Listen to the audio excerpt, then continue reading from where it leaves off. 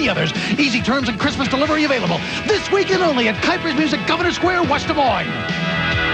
What makes cable better? Cable TV is real worry-free television. Choice.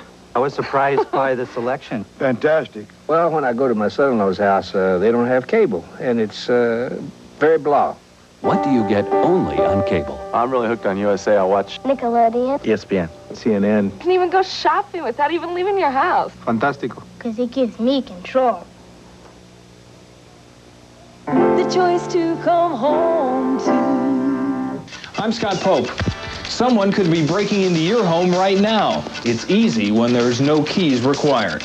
No key required tonight on News Center 13 at 10.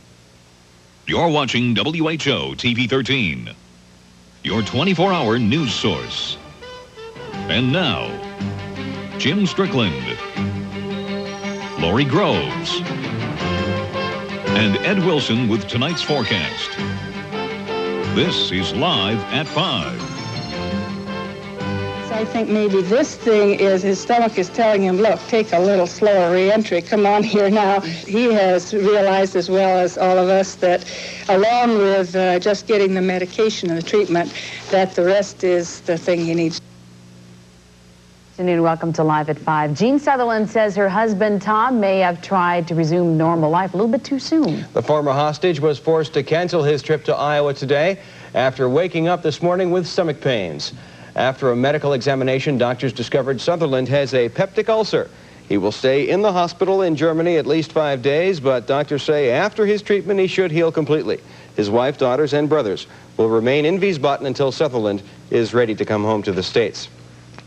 Jean Sutherland says her husband has been able to maintain a jovial spirit despite the fact his homecoming will be delayed. Doctors are downplaying his ulcer, but they say travel would be too risky. If he were to fly and start bleeding en route, he would be a long way from any help. With treatment, this is easily treatable and should cause him absolute problem, and he should heal completely. I have just come from Tom, and he wants to send you a message. One, it wasn't looking at you yesterday that gave him a stomach ache, which I'm glad that the doctors have explained to you. Fighting hard to get out of here and that we could get there so that we could be present at Dad's day tomorrow and the memorial service. But one of the things about our family is that we're an extremely solid family, and physical presence isn't necessary or essential to us in order to be very, very much one and together in spirit. Unfortunately, as it turns out, Tom Sutherland may not be coming here to Iowa for some time now. Tom Hauser joins us now live from the airport with that story. Tom? That's right. Their trip has been delayed indefinitely, and I'll tell you, it's a lot quieter out here at the Des Moines International Airport than it would have been if he was still coming in. As it turns out, the flight that Sutherland would have been on is running a little more than an hour late anyway, so that really would have kind of messed up the plans that they had for the homecoming. It's too bad that we couldn't come back. There's a beautiful Iowa sunset tonight that he would have seen as he flew into the Des Moines Airport.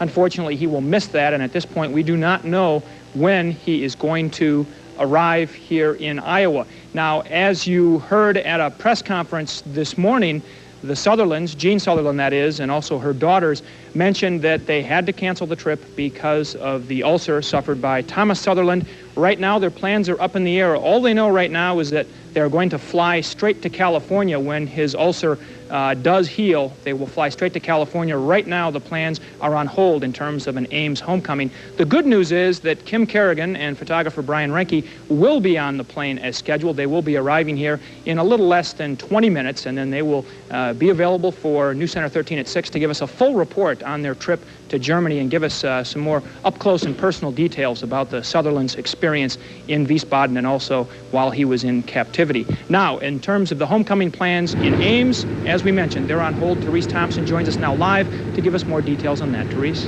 Thanks, Tom. We can tell you from the family tonight that Sutherland, when he's able to, will be flying to California to be with his eldest daughter, who's about to give birth to a son. That will be his grandson. I am told that that baby will be named William Thomas. in honor of his grandfather and father. Right now, it's not clear when Sutherland will get here to Iowa. Everyone here at the family household and across Ames has been working to prepare for a big celebration today, and like Tom said, now everything's on hold. So it was so exciting to think that he was going to be here. So it was fun. Now today? Today, let down. That's how everyone is reacting to the news. Thomas Sutherland will not be back in Iowa today. We understand what he's going through and the pressures that are on him and that, but just let down that he's not going to be here and we're not going to be able to see him. Today, the ISU media office is quiet. They're packing away all the items they put together in a frenzy yesterday for the celebration. With less than a day's notice, this campus swung into action and everything was pretty much ready for the big welcome home. When they heard Tom say how much he enjoyed the carillon, they got a tape ready of music of the carillon bells. They also got sweatshirts for both Gene and Tom with Iowa State. Both items will be ready for them when they do come for the welcome home.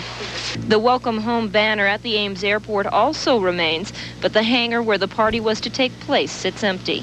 I'm disappointed because I can't wait to see Tom, and of course Tom would have been, he's very discouraged in that he was not able to make the funeral because he and my father were very close friends. David Murray says the family will go on with funeral plans for Bill Murray, Sutherland's father-in-law. The ribbons around the neighborhood and the Murray home will remain until Ames and Iowa State officially welcome Thomas Sutherland home. And as we just mentioned, the family's thoughts now are turning to tomorrow's funeral for William Murray.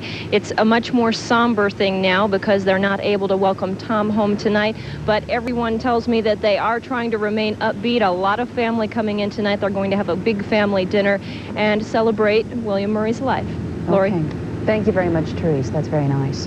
Well, the Sutherland family will gather tomorrow to pay tribute to the man who worked for so many years to free Thomas Sutherland. William Murray died last weekend, just 2 days before his son-in-law won his freedom. At 11 o'clock, the family will gather at the Collegiate Presbyterian Church in Ames. A private funeral service will be held at 2 o'clock. And at 4:30, William Murray will be laid to rest. At that hour, bells will toll on the ISU campus in his memory. Moving on to other news now, opening statements today in the trial of Eric Query. The 15-year-old Derby boy is being tried as an adult for the murder of his high school classmate, Stacy Halferty.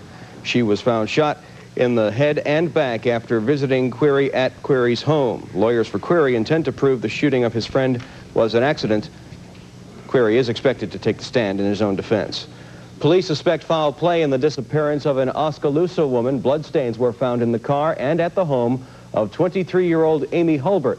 She was reported missing early yesterday. News Center 13 Sharon Holland joins us now from the newsroom. Sharon, do police believe that Hulbert may have been murdered?